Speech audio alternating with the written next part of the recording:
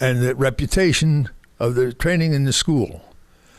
And the final day, I was arguing with this captain, and the officer in charge of the music school was agreeing with him.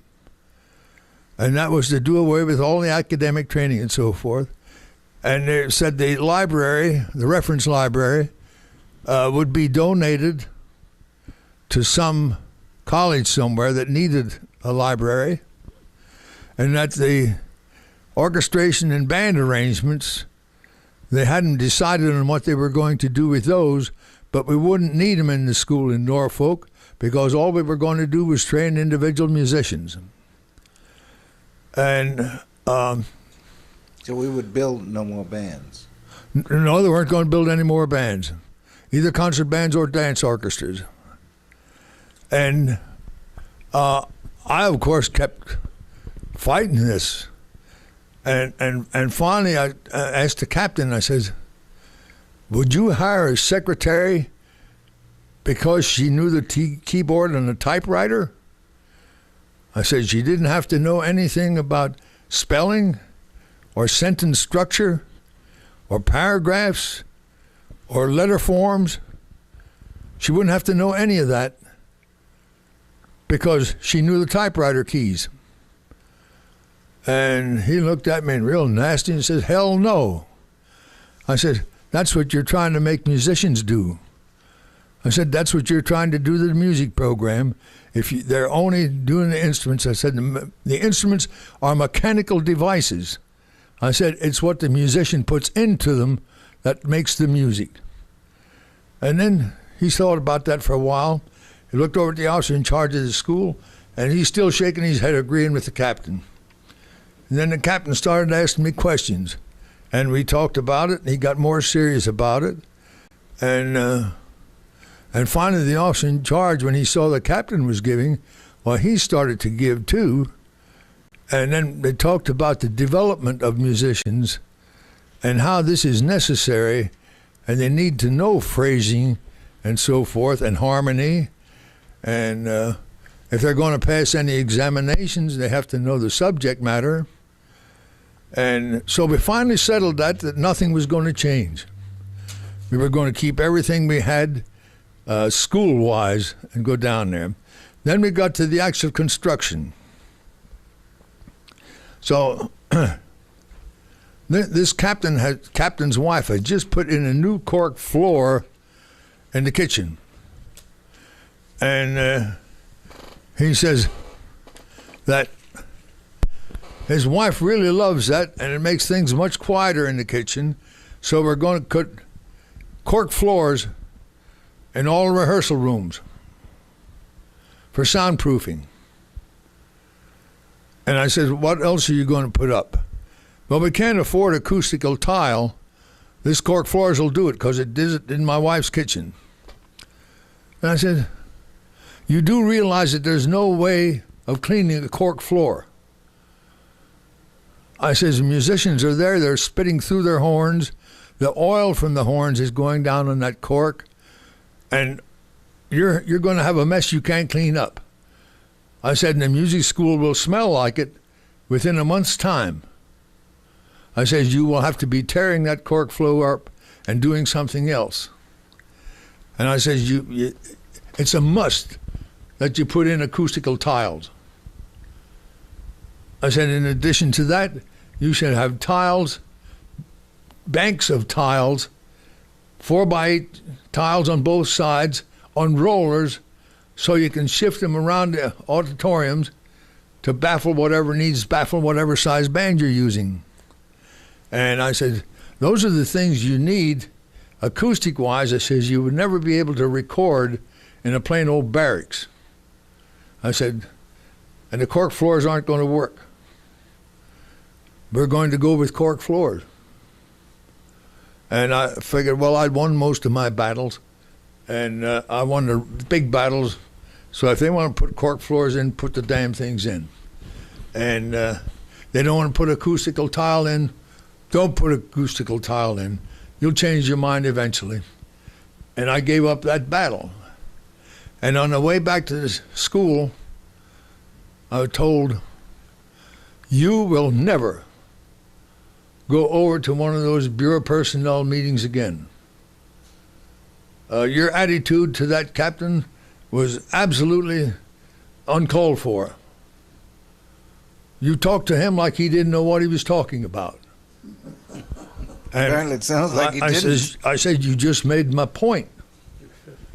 And he says, well, I didn't come through the music school and I'm the officer in charge. He says, you only work here. And next time I got my fitness report and looked, it was, I don't give a damn if he stays here or whether you move him. And Who was that, Mac? I didn't mention any names. He was the officer in charge at the time. Of course, he and I never spoke to each other for, I guess, 10 years after that. And then I started sending him Christmas cards, and he started sending me Christmas cards. And then eventually, before he died, we got back talking to each other. But those are the things at the music school today. I think I'm the only one alive that knows that stuff. Everyone else involved is gone. I'm glad it's here for posterity because it's part of our history, and I think that it's important. And they come down to school, and then within a short time, they were made commanding officers instead of officers in charge. And then McDonald came in and really made the thing fly. And I retired just weeks before the music school moved because I didn't want to drive back and forth from Washington to Norfolk. My wife couldn't move because she was taking care of her mother, and I had a sister and brother living in the house. And so she couldn't move. She had a good job. So that's when I decided to retire. Well, I don't think they have cork floors down there. They did. Uh-huh. They did. And within a year, they tore up the cork floors. I don't know if they ever made the acoustical baffles or not, but Frank can tell you that they worked at Bainbridge. I had them sitting 4 inches wide, 8 feet high, and on big casters. And if you were rehearsing a dance band in there, you could shift those things around so that they made a beautiful baffle, good soundproofing, and knocked off all the echoes and stuff in a plain old barracks. That's nothing but windows on 3 sides, you know. And they could have done that here. But you can't win all the battles, but I thought I won the important one, which was to keep musical training for musicians. Well, I think that all of those subjects are being covered there. I'm not sure of that, but I didn't want this opportunity to pass. This just couldn't pass because it's unique that you all were in the same band when you left the school and were assigned permanent duty, and when it got around the time that warrants were going to be assigned, you all were promoted to warrant and ironically ended up at the school in charge of the 3 departments: material, academic training, and band training. Now, this isn't like we never argued with each other. Oh, I know that. because we did. The music school, for example, I'll give you one goodie. Wanted electric guitars. And finally, I figured out financially that we could buy an electric guitar. And we bought the electric guitar and gave it to a kid who was a fairly good guitar player. And he went into dance band rehearsal. And there was a guy in there leading this dance band who hated guitars. And he told the kid to cut down the volume. The kid cut down the volume. Told him to cut it down more. The kid cut it down more. Cut it down more. The kid cut it down more. finally the kids couldn't cut it down anymore, and this band leader went around the corner to the repair shop and got a pair of pliers and came back and cut the damn cord in the electric guitar. He says, now it's just right. Now, I don't want to mention any names, but his initials are H-E-H. And he had something to do with the band training department, like maybe the head of it. But that was a good example. That was a time we didn't get along well.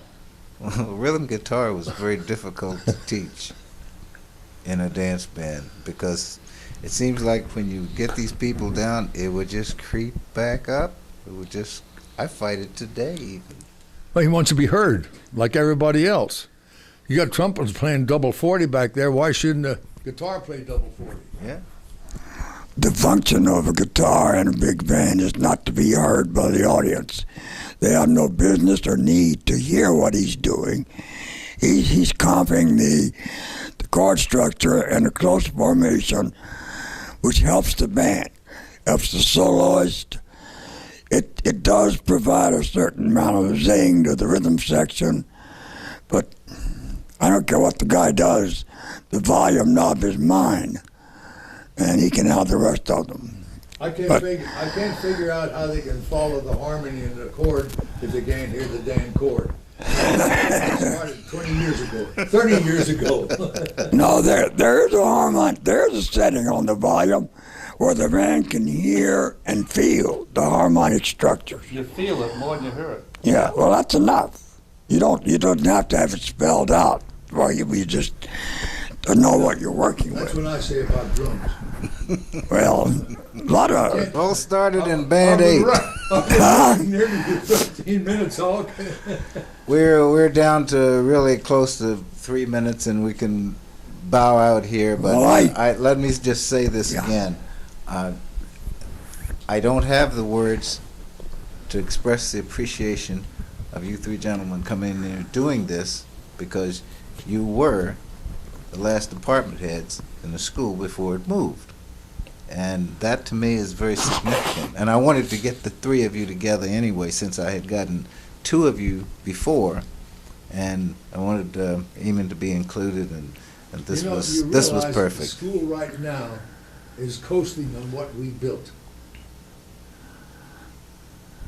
Well, we had a good time there. We enjoyed every minute of just because of the three of us together. That's important within itself. That's important within itself. And this is a tremendously important part of our history, and I want to thank you guys more than I can say with words. So I only have one regret about these reunions. The work you're doing in the archives, all the trouble you're going to, all the gasoline money that you spent, and all the hours that you spent going hither and yon to interview guys and so forth, and you got today a half minute of credit. well, And then the crowd saw fit to at least elect you as head of the committee, which you should have been for the last years. But your work is absolutely outstanding, and we wouldn't have anything without it. well, you're very kind, and I appreciate it. And I guess with this, we're going to say good night, and thanks again, gents. Okay, thank you, Hawk. Yeah. Thank you, Hawk.